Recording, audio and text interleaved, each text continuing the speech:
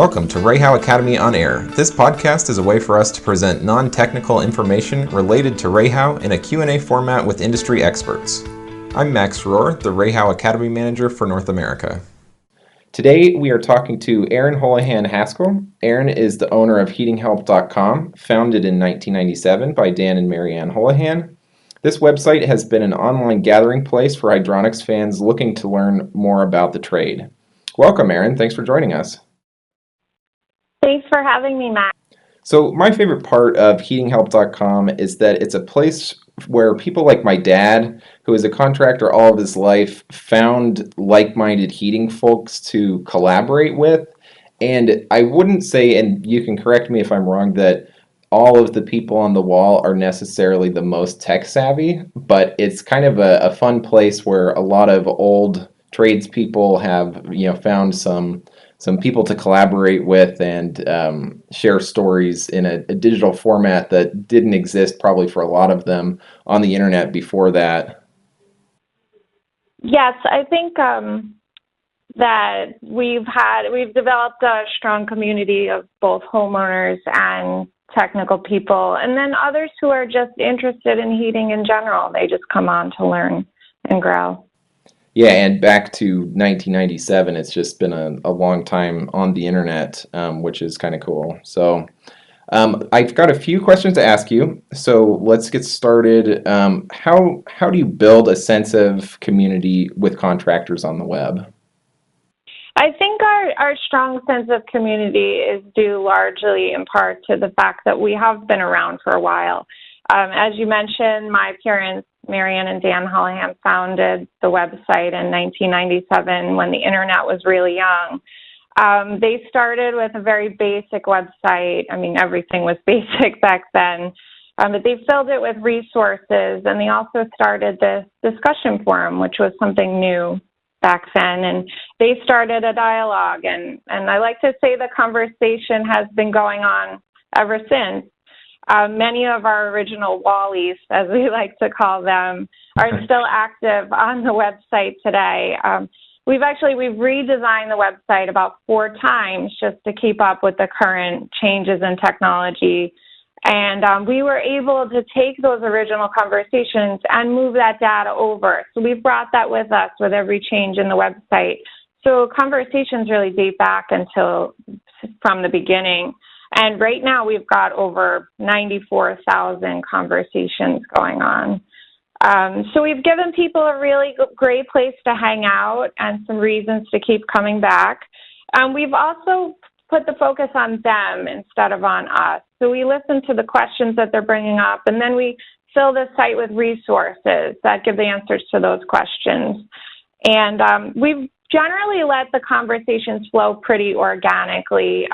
We usually will only step in and keep the peace if things get heated, as they say, pun very much intended there.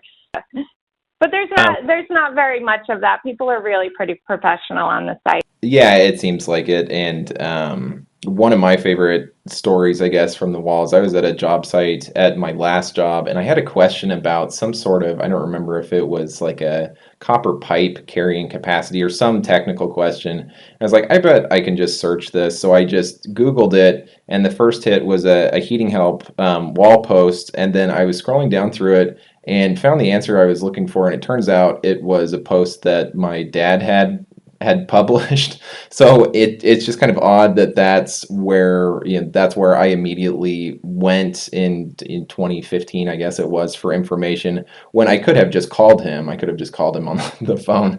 But I think it's a testament to that online forum is a good place to find education. Yeah, and it's nice to think that others are learning from your dad too. I mean, even if he said what he said back many years ago, the knowledge is still there and preserved on the web for people to build their knowledge on too.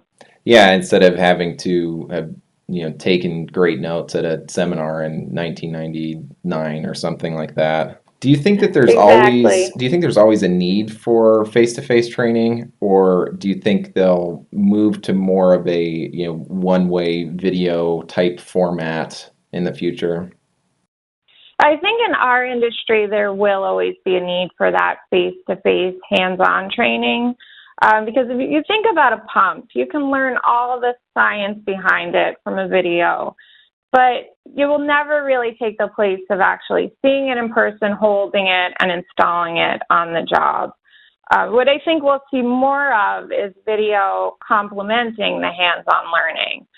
The benefits of video are that students can learn at their own pace or go back and review topics they learned about in class or things they learned in the job. We recently put my dad's seminars, the Deadman Steam School and Classic Hydronics, online, and our community is really embracing it, and they're very excited. Some have said that he was never able to, he traveled far and wide, internationally, nationally, but he wasn't really able to get everywhere. And people were saying, oh, I wasn't able to attend when you were in my city, or you never really came to my area. And I'm excited to attend these seminars for the first time.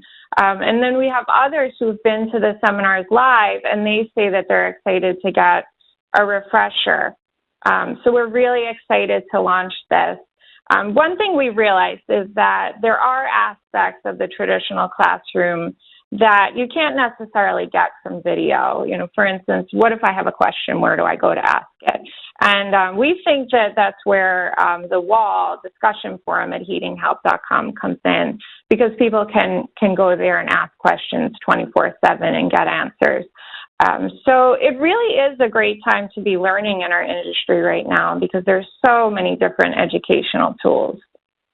Yeah, and that's one of the things that we wanted to try and accomplish with this REHAU podcast, is to have some education that you could just listen to on your way to work, or you could open this we'll put it on our YouTube channel as well, and minimize it so there's not a specific time or place you have to be to listen to this type of presentation. And I think that it's fun with all these new tools to have great material, and just have your challenge is just to find a better way to get it to the masses. So yeah, that's something that we're working on at REHAU too, and it's a cool time to be doing training, I think. So in the newsletters that you send weekly, what are some of the most popular links that you have? Oh, the popular links still vary each week. I mean, they range from articles that we've posted on Heating Health that we want to bring attention to, about different topics. We also bring attention to interesting discussions that are going on the wall. And then we'll point out different news stories in the industry or, in the world that will affect heating. As far as some examples go, popular links about articles, we recently had one about things that contractors have lost in heating systems. One guy lost a nickel, and it was in there acting like a valve. So it took a while to figure that one out. Another thing that we did was we had a discussion going on the wall about the effect of replacing windows on heating. So that was a little bit more of a technical thing going on. One of the articles that got attention recently was about Brexit's effects on heating. And then we've been following the news about what we like to call the thermostat wars, just everything that's going on with all these smart thermostats. And we noticed that one particular article that was getting a lot of buzz was about why Apple didn't buy the Nest thermostat for the company itself. Yeah, I saw that one we cover as well. A range of topics. Yeah, that was one of the links that I clicked on, I guess, from the newsletter. And I think that part of it too is, just as far as the thermostats go, is an interesting time for the industry, because the consumer is really dictating what the thermostat on the wall is for the first time probably ever. I mean, I think that we've had some, a few distinctions, I guess, in thermostats, but for the most part, it was just some invisible thing on the wall. And then the Nest came out, and it was like, oh no, this is something that I'm going to go to Best Buy and purchase and put on the wall, and you have to figure out how to make it work, which was kind of turned our industry on its head. So it's been kind of interesting to see that play out, and it's by no means done. And I think more of the traditional heating and cooling people are playing catch up now. Yes, and it is interesting to see the new emphasis placed on aesthetics, in terms of how does this thing look, in addition to how it works, and people are focusing on that. So that plays into to what homeowners are interested in. So, as an industry, how are we going to teach the steam and hot water boiler trades to young people? It's interesting that you bring this up because I've been thinking about it a lot. I was at a trade show recently and I was asking a bunch of young technicians how they learn. And they told me that if they run into a problem, they just go and Google it, get the answer, and then they move on. So I'm noticing that there's a definite trend towards, there's emphasis more on search and instant answers than there is on research necessarily. But it's my hope that people will go on these Google searches and they'll come to Heating Help, and then they'll find resources that provide them with their answer, not only telling them, what's going on, but also why these older systems were installed the way they were. So I'm hoping that this, initial search will stretch out into research, and then they'll find their way to the wall and start asking questions and finding mentors. What's interesting is that 27% of our audience is under the age of 34. So we do have a younger population on there.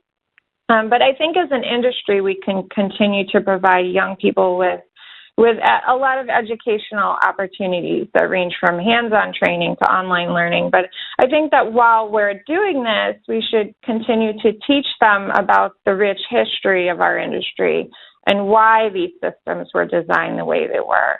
I mean, for instance, they might walk into a building and see that all the radiators are oversized, but they won't know why they're oversized. And the reason might be because the system was designed to be run in the winter with the windows wide open on the coldest day of the year. And that's because back in the early 1900s, there was the Spanish influenza pandemic. Yeah. And the whole fresh air movement, and people just kept the windows open. So knowing all these facts adds a whole new element to troubleshooting. And I think there's something exciting that comes with being the one with the answers. And I think young people will be intrigued by that. Yeah, and I think that's harder to do anymore. And I think that it's usually millennials are the scapegoat for that they want the answer, but not necessarily the history. But I think that that's more of a broad cultural thing, that people in general of all ages just want answers and expect answers so much quicker now, that I think that 20 years ago, yeah, you would go to the library and you'd have to kind of figure it out, and you'd pick up a textbook, or you'd go to the beginning and find your way to that answer. Where now you could Google oversized radiators and figure out that that might be a cause. So yeah, I feel like the millennial generation are unfairly blamed for that instant gratification culture, because I think that that's just part of modern life with the internet anymore. So it's nice when you can mix the correct answer with the backstory like that. Yeah, I completely agree with you. I think that we're learning differently these days just because we have access to instant answers, and attention spans are a lot shorter. So we're jumping from topic to topic without delving in. Yeah, and I don't know what I don't know where that's headed, but it's always good to have the history documented somewhere. So my last question: who is your favorite teacher or mentor, and why? I'm a little biased with this one. I'd have to say my favorite teacher is my dad, Dan Holohan. He's just taught me so much. I got him a Father's Day card, I think it was last year, and it said, she sells seashells by the seashore because her father never told her it was a bad business model. But one of the benefits, and he's not only my dad, but he's also my work colleague, and I'm so honored to have been able to attend his seminars and to see that side of him, because he really is an excellent teacher. And what he does is he uses entertaining stories to explain these very technical topics. and really gets you seeing inside the heating systems and what makes them tick. And I think part of what makes him such a great teacher is because he's always been an eternal student. When he was just starting out, he took the time to ask questions of the older generations, and even if he had to admit mistakes, and they would call him things you can't really say on a podcast for making those mistakes. He was just always learning from people. And then he took this knowledge and he preserved it so that future generations could learn from it too. He also has just a deep respect for and love for the people in this industry. And he often says to me that in the end, it's the people who matter most. And that's really been something that has been our North Star at Heating Help and what lies at the heart of our community. It's just the great people that are active on the website in these conversations. Yeah, and I think that your dad does a very good job of, I think of him as a storyteller, and just the stories relate to the technical aspects of our industry, but it's not just charts and graphs and how you size a pump. It's kind of getting to the root question, or well, why would you do it like that? And yeah, I always think that he's got really interesting stories to tell, and it's a unique voice in our industry. So the good news is that if you want to see more from Dan, that on heatinghelp.com, you have a webinar series going, correct? Yeah, so we have those seminars are available online now, so people can actually go and download them to their computer and own them, so they can watch them whenever they want at their own timeline. And it's so each seminar is over 3 hours long, so it's six plus hours total of great content. And each time I watch them, or each time I attended them in the past, I've always learned something new, and it's cool tidbits about stuff that the old timers passed on to him that he's sharing with us that might not necessarily be in the textbook.